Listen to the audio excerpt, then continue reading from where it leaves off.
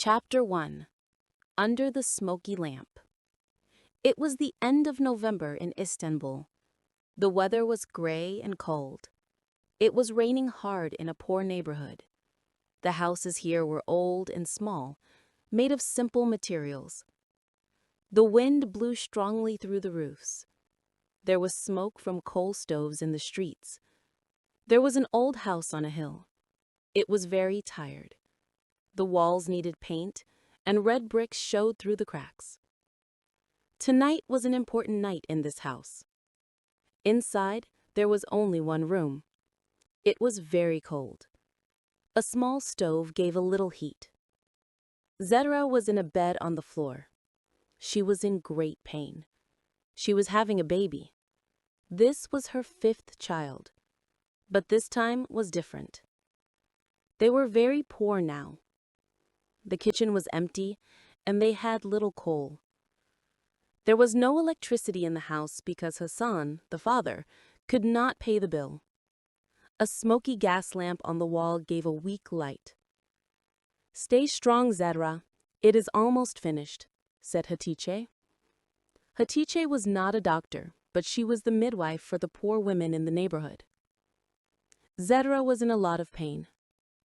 "The baby is not coming, Hatice sister," she whispered breathlessly. "This baby will kill me." Nermin, a neighbor, was also in the room. She was worried. "Zehra looks very bad, Hatice's sister. Shall we go to the hospital? Can Hassan call a taxi?" Hatice said angrily, "No taxi, no hospital, Nermin. Hassan has no money for bread. A taxi will not stop here. Also, we have no time. The baby is coming, but it is coming the wrong way. Hold Zehra's hand tightly." Outside, Hassan stood in the rain. He tried to make a cigarette. His hands shook. He felt very bad. He felt like a weak father. He couldn't take his wife to the hospital. He couldn't buy clean clothes for the new baby. Inside, the fight continued. Zehra was very weak because she did not eat enough food. "Push, Zehra! Come on!" Hatice yelled. Zehra pushed one last time. There was loud thunder outside. The baby came into Hatice's hands. But the baby did not cry. The room was suddenly very quiet. Only the rain made noise outside. Zehra whispered, "What is wrong? Why is he not crying?" Hatice did not answer. She held the baby to the lamplight. The baby, Ali, was purple. He was very small and thin. He looked like a little old man. The cord was around his neck. Hatice quickly cut the cord. She turned the baby upside down and hit its back hard. Nothing happened.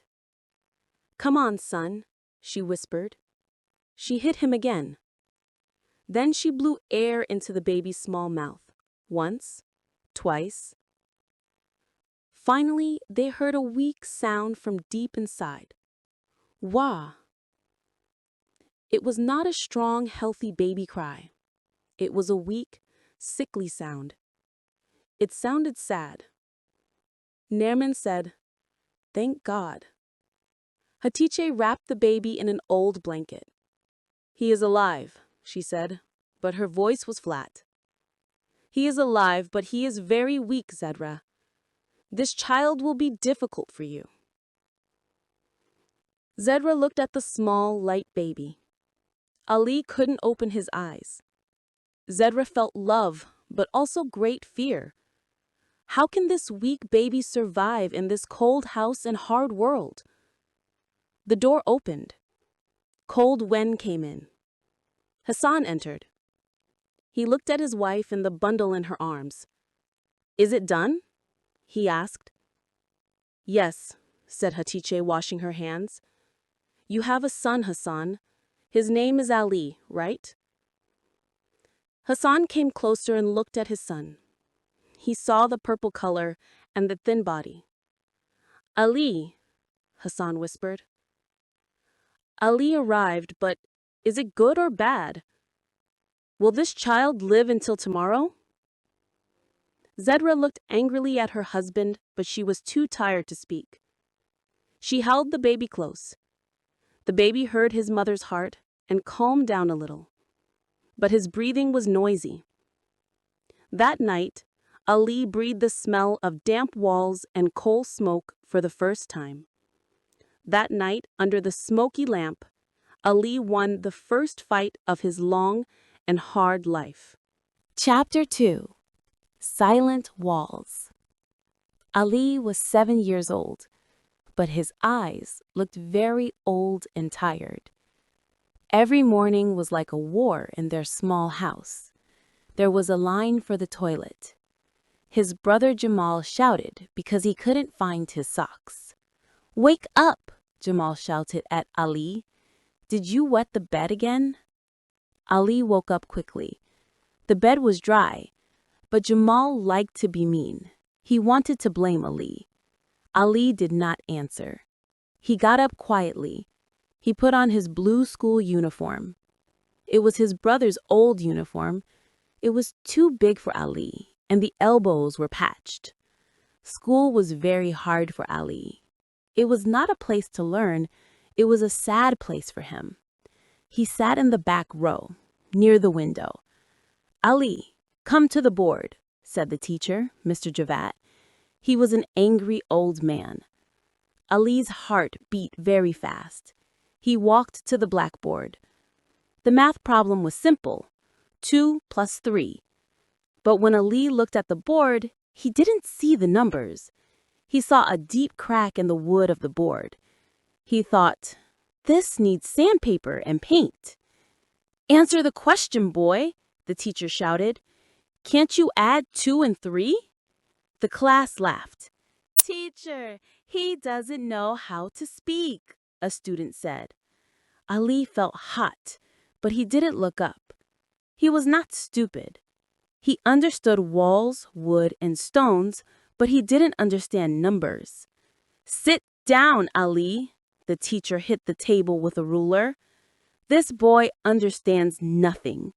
Tell your mother to come to school tomorrow." At break time, the children ran to the garden. It was very dusty. The boys played football. Ali stood alone near the water fountain. He wanted to play. He wanted to run. "Can I play too?" Ali asked quietly. Riza, a bully, laughed. You cannot run. You bring bad luck." "I can be the goalkeeper," Ali said. "Okay," said Riza. "Go to the goal, but if you miss the ball, we will hit you." Ali stood between 2 stones. The game started. Suddenly, the ball came towards Ali, but Ali was looking at the ground. Under the goal stone, there were ants. The ants built a tunnel under the big stone. It was amazing engineering. Ali looked at the ants. Bam! The ball hit Ali's face hard. "Goal!" shouted the other team. "What are you doing, idiot?" Riza pushed Ali into the dirt. "Look at the ball!" "The ants," Ali whispered. He wiped the blood from his nose. "They built a tunnel under the stone." "You are crazy. Go away." Ali sat under the school wall. He didn't cry. Crying was for weak people. He looked at the school wall.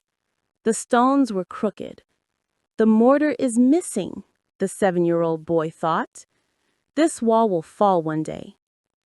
Walking home was difficult. His brother Jamal and Sevgi walked ahead. They ignored Ali. They passed the grocery store. Jamal tried to steal an apple from a box.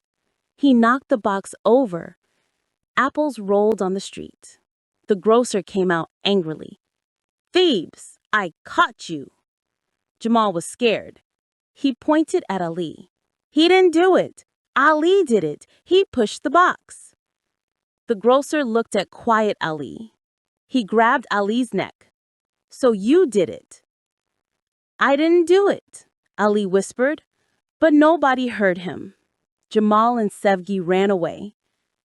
That evening, Ali went home with a red ear and dusty clothes. The grocer told his father. His father, Hassan, was tired and poor. He was very angry. He slapped Ali. "Are you a thief now?" his father shouted. Ali fell to the floor. His mother said weakly, "Don't, Hassan." But his brother and sister laughed in the corner. Ali had no dinner that night. He went to bed and pulled the blanket over his head. He looked at the wooden ceiling in the dark. Moonlight came through the cracks in the wood. One day, Ali thought, one day I will build a perfect house. No cold will come inside, no bad sounds will come inside, and bad people cannot enter that house. He heard his brothers laughing in the next room. He was alone in his own family. But that night, Ali decided something. He left his childhood in that cold bed. He had to grow up because he was too alone to be a child. Chapter 3. Cement Dust and Bleeding Hands. Years passed. Ali was now 22 years old. He was tall and very thin. He was a quiet young man. The fear in his eyes was gone, but now his eyes looked empty. He did not finish school. He left school after middle school. People said, "He cannot learn books. Maybe he can learn a job." He tried many jobs. He worked at the market and in repair shops, but he failed. He couldn't speak well with people. He couldn't bargain, so bosses always fired him. But that morning was different. His father, Hassan, found a job for him at a construction site. "He will do any work," his father said to the boss.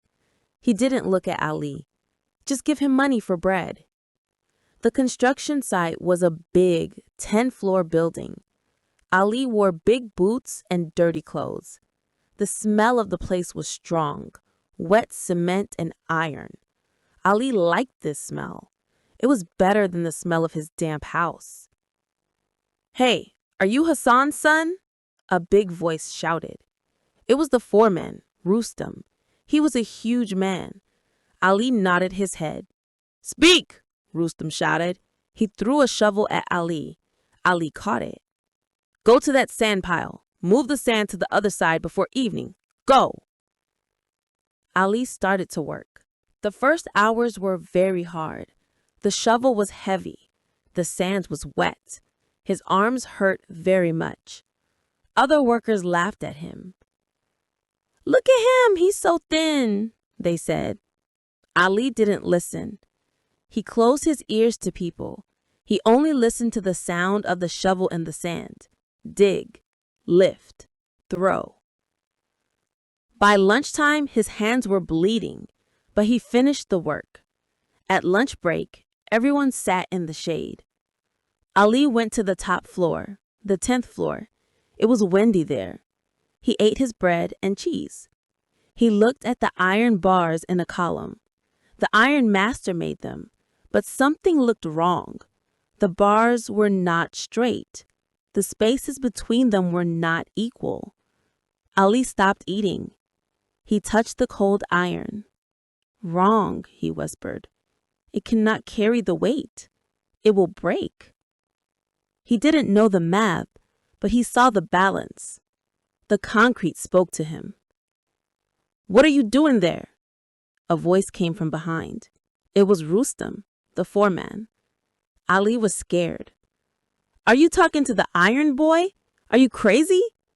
Rustam came closer. He looked at the column. Then he frowned. He took out his tape measure. He measured the iron bars. "Oh no," Rustam whispered. "The iron master cheated. He used less iron." Rustam looked at Ali. He was surprised. "Did you see this?" Ali looked at the floor and nodded. "Answer me. Did you see it?" It looked crooked. It had no balance. Rustam looked at this thin, quiet boy for a long time. "Good job," he said. "You have good eyes. Go down. Don't carry sand this afternoon. Go to Suleiman, the bricklayer. Help him carry bricks. Let's see if you are good with walls too. That afternoon changed Ali's life. Suleiman was an old master. He showed Ali how to use the mortar and bricks. When Ali held the tool, he felt happy. It felt natural. He put the mortar on the brick perfectly. Suleiman watched him. Did you build walls before, son? No, said Ali. You are a natural, said the old man. You understand the stone. In the evening, Ali went home. He was covered in gray dust. His hands were bloody. His body hurt. His father asked, "How much money did you get?" Ali gave all his money to his father. He kept nothing for himself. "It is little," his father said. His brothers and sisters looked at his dirty clothes. "Go wash," his sister said. "You smell bad." But Ali was not sad this time. He went to the bathroom and washed the gray water off of his body.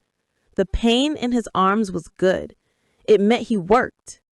That day, high up in the wind, he felt important. He was not nobody. He was someone. Chapter 4. Bloody Mortar. Years passed quickly, and Ali was 29 years old now. The scared boy was gone, and a strong foreman took his place. People called him Silent Ali because he did not talk much, but his walls were perfect. However, these 7 years taught Ali difficult lessons because he saw bad things in the construction world, like bribes and bad materials. It was a very cold winter day. They worked on a 30-floor building for a boss named Hamza Bey. Hamza Bey was rich but greedy. Ali worked on the 15th floor with a young boy named Ibrahim. Ibrahim was 18 and new to the city. Ali liked him because he looked like young Ali. "Master," Ibrahim said, "this scaffolding shakes too much." Ali kicked the metal bar and it moved because it was rusty. "Be careful," Ali said. The boss wanted speed, so they did not stop working. Suddenly, a strong wind hit the building. The rusty metal broke with a loud noise. The platform fell to the side. Ali held a column tightly, but Ibrahim slipped. Ali reached out and caught Ibrahim's coat arm. He held it very tight, but the cheap coat tore. Ali held only a piece of cloth, and Ibrahim fell down 15 floors to the gray ground. There was a terrible silence. Ibrahim died there. Hamza Bey came later. He told the workers it was an accident due to the wind. Ali stood in front of Hamza Bey. "The scaffolding was rotten," Ali said with a sharp voice. Hamza Bey came close and whispered, "Be quiet and take some money, or you will never work again." Ali looked at him with hate. He put the torn piece of cloth into Hamza's pocket. "I don't want your money," Ali said. "I will not forget this." Ali left the construction site. That night, he did not go home, but sat by the sea. He looked at his hands and promised himself, "I will never build unsafe walls again." That day, the innocence in Ali died with Ibrahim, and a new, angry Ali was born. Chapter 5. The Midnight Phone Call. 6 months passed after Ibrahim died. Ali did not work at big construction sites anymore because Hamza Bey blocked him. He repaired small things in houses to earn money. It was a stormy night in November, and Ali sat in his cold house. Suddenly, his phone rang.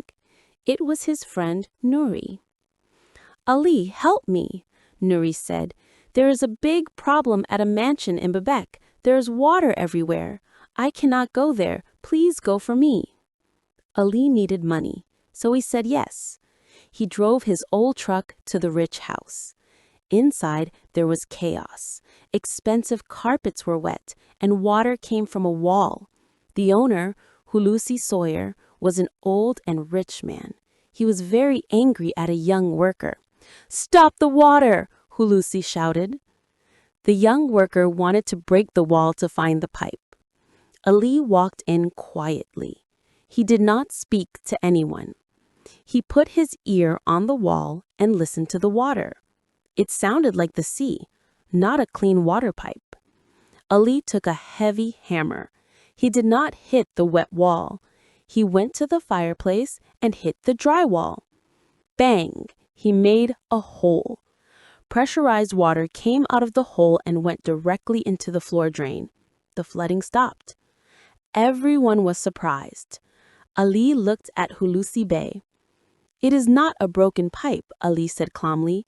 "The storm blocked the rain pipes under the house. The water pushed the wall. I released the pressure." Hulusi Bey was amazed. "Who are you?" he asked. "I am Ali," he answered. Hulusi Bey saw Ali's talent.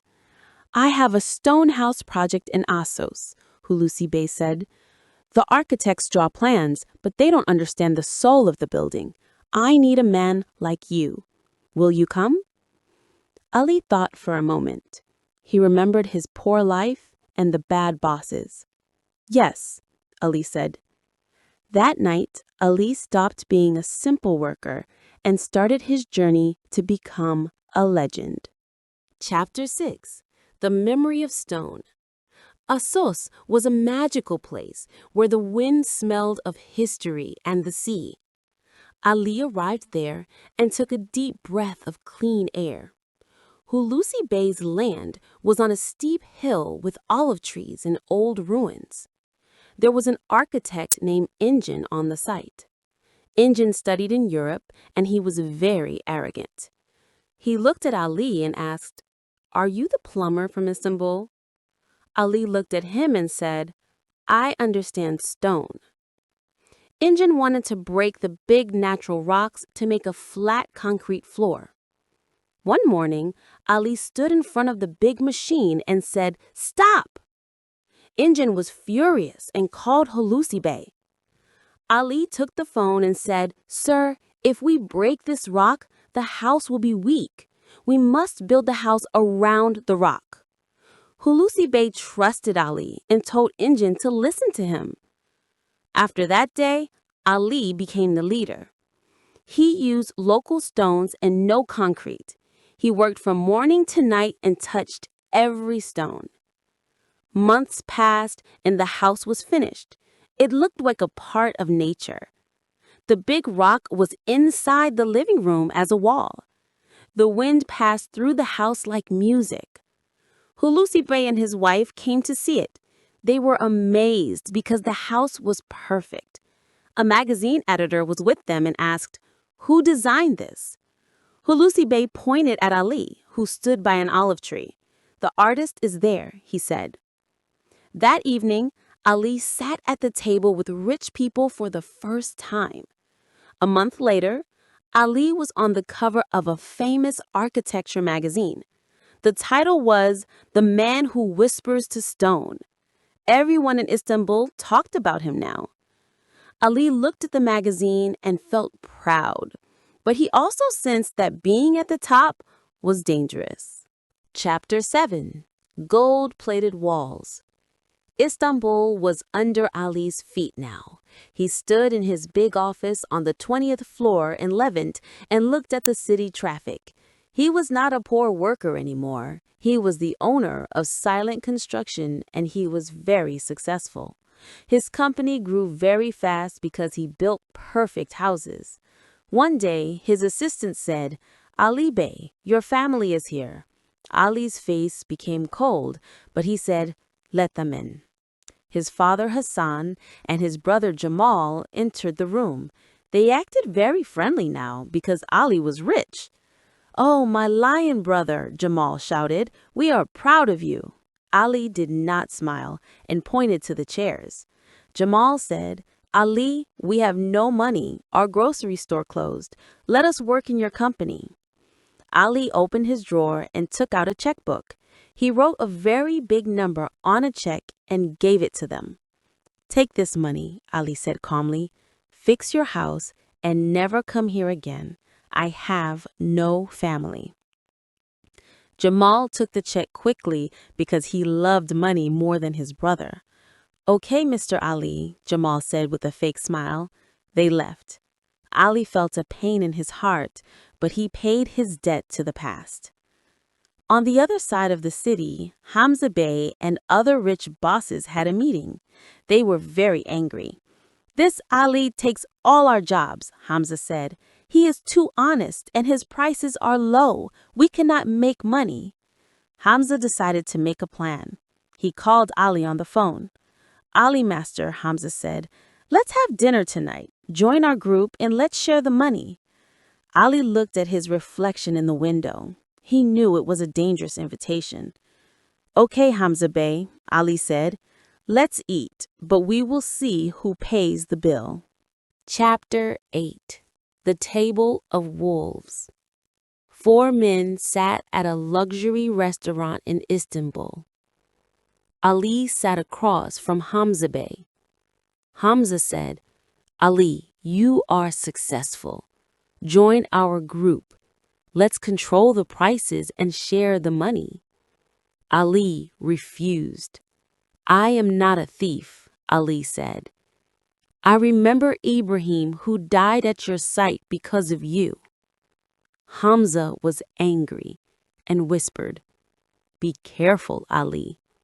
Accidents happen in construction sites."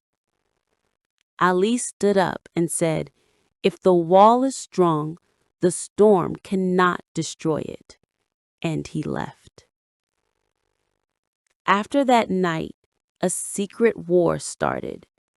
The city inspectors stopped Ali's work for no reason. Suppliers did not give him materials. Then the attacks became violent. A big fire started at Ali's most important construction site and burned the warehouse. It was sabotage. The next day, banks wanted their money back instantly. Everyone thought Ali was finished. But Ali was stubborn. He told his team, "Use all my money, sell my house and my car, pay the workers. We will not stop." Ali survived the financial attacks. But Hamza Bey had a darker plan. He decided to kill Ali because money could not stop him. While Ali looked out of his window, a man in a black car watched him. Chapter 9. The Silent Construction Site. The war stopped suddenly after 3 months, and Ali was surprised. Then his phone rang, and it was Hamza Bey. "You won, Ali," Hamza said with a tired voice. "We give up because we are old. We have a big project called Big Istanbul, and we want to give it to you. Come to the old stone quarry in Silivri tomorrow evening and let's shake hands." Ali was suspicious, but he wanted to end this war. The next day, it was raining and gray. Ali drove to the location alone in his car. It was a deserted place with abandoned concrete blocks and rusty cranes. He walked up to the 3rd floor of the empty building. Hamza Bey was there at a table. "Where are the files?" Ali asked. Hamza smiled cruelly. "This is the project," Hamza said, and pointed to the empty land. Suddenly, Hairi, Nadem, and 3 strong men appeared behind Ali with weapons. It was a trap. "We gave you a chance," Hamza said, "but you refused us. Now this will look like a sad work accident." Ali tried to fight, but there were too many men. One man hit Ali's knee with a heavy iron bar. Crack! Ali fell to the ground in terrible pain. Hamza stood over him and asked, "Do you have any last words?" Ali looked at Hamza with no fear. "Winter is coming, Hamza," Ali said. "These concrete walls are cold. You will be cold too." Hamza turned around and ordered his men, "Finish him and make it look like an accident." A man pointed a gun at Ali's chest. Ali did not close his eyes. He looked at a small green plant growing in a crack in the wall. Life finds a way, he thought. Then a loud gunshot broke the silence. Chapter 10. The Unfinished Mortar. The bullet hit Ali's chest, but he did not feel pain, only heat. He fell down slowly on the wet concrete. Hamza's men carried him to the open elevator shaft, and one man said, "Forgive us, Ali," before they dropped him. Ali fell into a dark hole and landed on the rubble at the bottom.